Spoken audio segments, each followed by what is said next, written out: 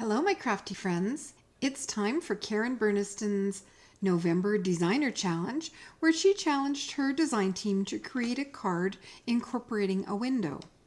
So I did something a little bit different and I made a clear card. So my whole card is a window. This is an A2 size card, fits in an A2 envelope, and will mail for a single stamp. Room to sign our name here. I will probably stamp a greeting in there because this is a design team project and Karen Burniston doesn't sell stamps. I chose not to stamp something for my card, so I will stamp a greeting, sign our name, and this card will be ready to send off when I'm doing my Christmas cards. So some details on my card. I started off with the Merry Christmas cut from a red foil cardstock, and in a previous release there was this shadow die for the Merry Christmas, which we were really excited about, and I'm pretty sure a lot of the customers were really excited to have a shadow die as well.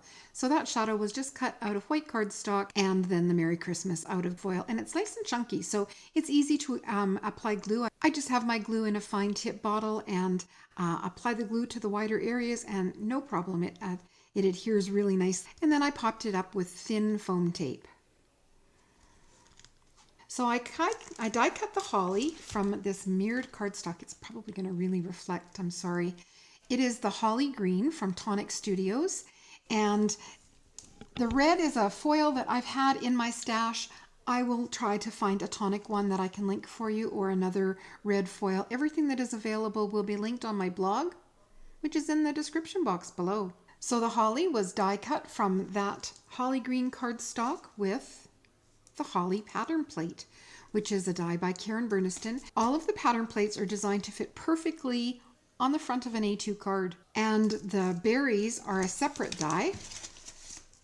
For that, I just took a strip of the red foil cardstock, cut pretty much the same size, and added a strip of double-sided tape to the back side of the foil, ran that through, so all of my berries were essentially stickers.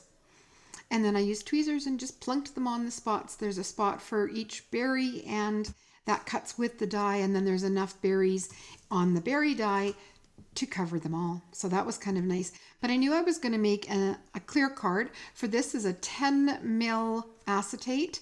You can usually find them as report covers if you're looking for them, but the 10 mil are nice and sturdy. And as I said, I knew I wanted to make the clear card and I don't want to have to see the adhesive from the back side. So what I did is I made this whole thing a sticker. You can see the chunk that I cut out of the foil cardstock, pretty much an A2 size, and I added double-sided adhesive to the back of it just to thin, and I have that linked on my blog as well.